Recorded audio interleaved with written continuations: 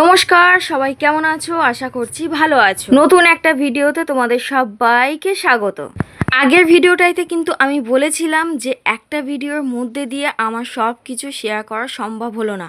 তার কারণ ভিডিওটা অনেক বড় হয়ে যাচ্ছিল, সেই জন্য আমাকে আরও একটা পার্ট নিয়ে আসতে হলো। আর সেখান থেকে কিন্তু আমরা অন্য আরও একটা জায়গাতে গিয়েছিলাম, এই কথাটাও বলেছিলাম। তো আজকে সেই বাকি অংশটুকু তোমাদের সাথে শেয়ার করব। ট্রেন যদি একটু খালি থাকে তাহলে কিন্তু আমি এমন দরজার কাছে দাঁড়াতে একটু বেশিই ভালোবাসি।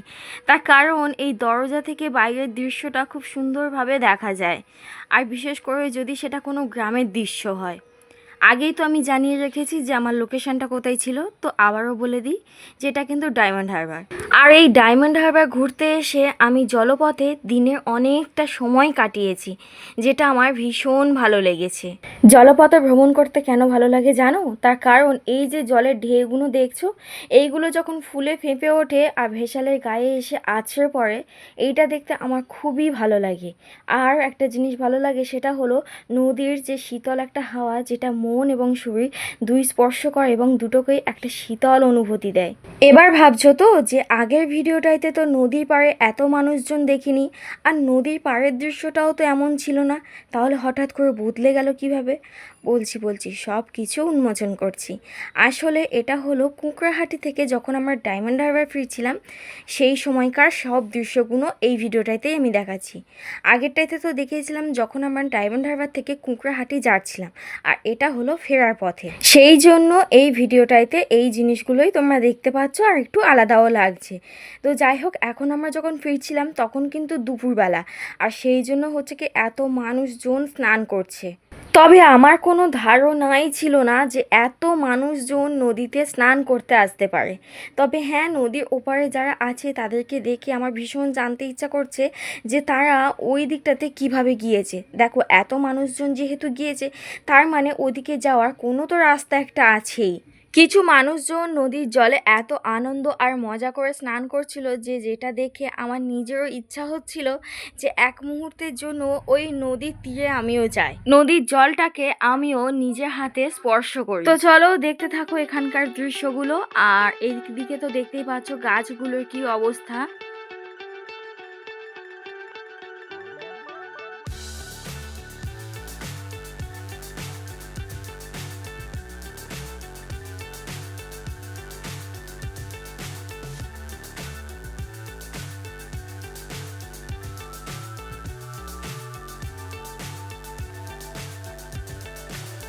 So high I'm hypnotized.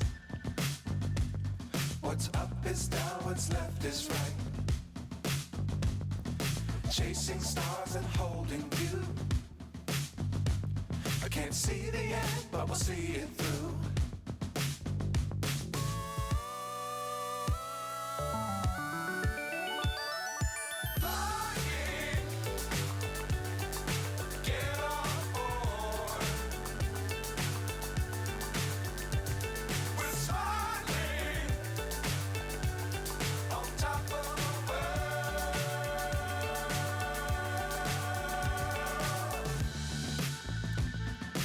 Dangerous times, don't fly too high. Be sure to keep the ground in sight.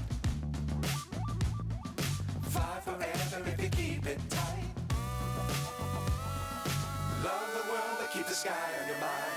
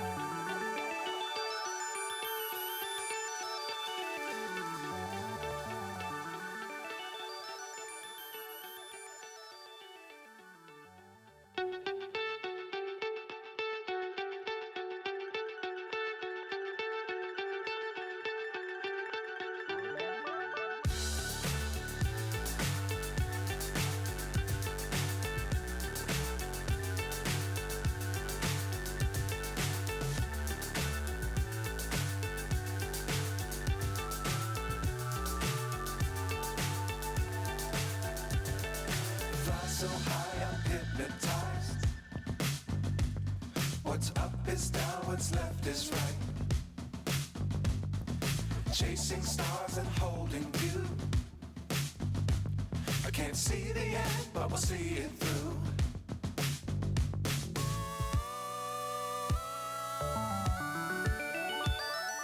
Flying, get on board. We're smiling on top of the world.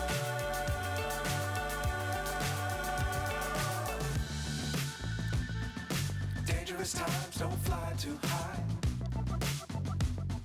Be sure to keep the ground in sight.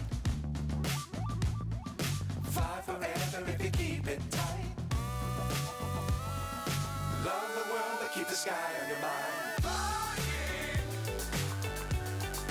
get on board. We're smiling on top of the world.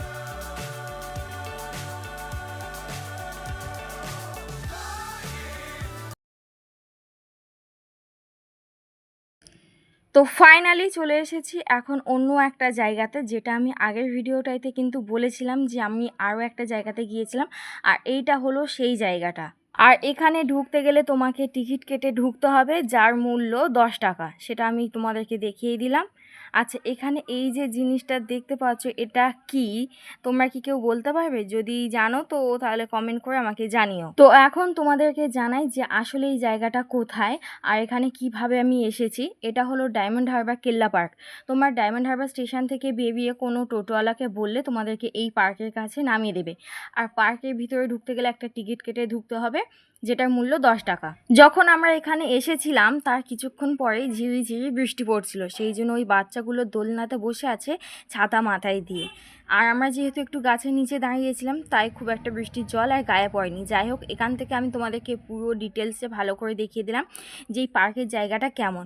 নদীর জলকে ছুঁতে পারার যে একটা আফসোস ছিল সেটাও পূরণ করে নিলাম। শুধু আমি যে ছুঁয়েছি এমনটা নয়, আমার জামাও ছুঁয়েছে, মানে আমার জামাটাও ওই সময় ভিজে গিয়েছিল। তো এখানে আসার সময় আমি কোনো ভিডিও করতে পারিনি, কিন্তু এখান থেকে বেরিয়ে যাওয়ার সময় আমি তোমাদেরকে একটু ভালো করে দেখিয়ে দিলাম।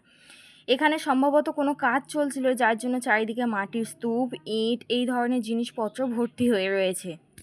তো এখান থেকে আমরা বেরিয়ে যাচ্ছি। এবার দেখাবো রাস্তাটা, মানে এই কেল্লা পার্কে আসতে গেলে তোমাদেরকে রাস্তাতে কোন কোন জিনিসগুলো পড়বে সেগুলো জাস্ট একটু দেখিয়ে দিই। এই যে এটা একটা যোগ ব্যায়ামের জায়গা, ভালো করে দেখে নাও। এটা কিন্তু যখন তোমরা কেল্লা পার্কের দিকে যাবে তখন এটা ডান হাতে পড়বে, যেহেতু আমরা ফিরছিলাম তাই এটা ছিল বাম দিকে। আর এখন কিন্তু আমরা যাচ্ছি একদম নদীর ধার দিয়ে, মানে রাস্তাটা একদম নদীর ধার দিয়ে গিয়েছে। আর এখান থেকে এত সুন্দর একটা শীতল হাওয়া বইছিল, যেটা ভাষায় বলে প্রকাশ করা সম্ভব নয়। মনে হচ্ছিল কোনো এসি হাওয়াকেও হার মানাবে। খুব একটা বৃষ্টি হয়নি, যার জন্য রাস্তাঘাটগুলো হালকা হালকা ভিজে রয়েছে। আর ফুলের গাছটা দেখছো কত সুন্দর দেখতে লাগছে, তাই না? আর এখান থেকে বেশ কিছুটা দূর এগিয়ে গেলে, মানে ডায়মন্ড হারবার স্টেশনের দিকে যেতেই তোমাদের পড়বে একটা খেলার স্টেডিয়াম। যখন কিন্তু তোমরা কেল্লা পার্কের দিকে আসবে তখন কিন্তু ওই খেলার স্টেডিয়ামটা বাম দিকে পড়বে। তো চলো এখন আমি তোমাদেরকে দেখিয়ে দিচ্ছি সেই জায়গাটা। এটাই হলো সেই খেলার স্টেডিয়ামের জায়গাটা। আর এখান থেকে কিছুটা দূর এগিয়ে গেলে তোমাদের চোখে পড়বে সেই একটা সুন্দর জায়গা, যেখানে বড় বড় করে লেখা রয়েছে আই লাভ ডায়মন্ড হারবার বলে। ফেরার পথে আমি বলছিলাম যে জায়গাগুলো এত ফাঁকা ফাঁকা কেন, মানে এই লোকেশনে যেগুলো দেখালাম তোমাদেরকে, তখন ওই টোটো চালক কাকুটা আমাকে বলল যে যেই সময়টায় সব থেকে বেশি ভিড় জমায়েত হবে সেই সময়টাইতেই তো তোমরা চলে যাচ্ছ, তাহলে জানবে কি করে এখানে কত লোকের ভিড় জমায়েত হয়। তারপর দেখলাম যে সত্যিই তো, যখন আমরা এখান থেকে গিয়েছিলাম তখন কিন্তু জায়গাটা এত লোকজনে পরিপূর্ণ ছিল না, এমনকি কোনো দোকানও ছিল না, একদম ফাঁকা ছিল। আর এখন যখন আমরা ফিরছি তখন দেখছি বেশ লোকজন রয়েছে, দোকানপত্র রয়েছে, কিন্তু কী আর করা যাবে, এখন তো আমাদের ফেরার সময় হয়ে গিয়েছে। তো যাই হোক, ভিডিওটা আজকের মতন এখানেই শেষ করছি। দেখা হবে নেক্সট ভিডিওতে। আজকের মতন টাটা, বাই।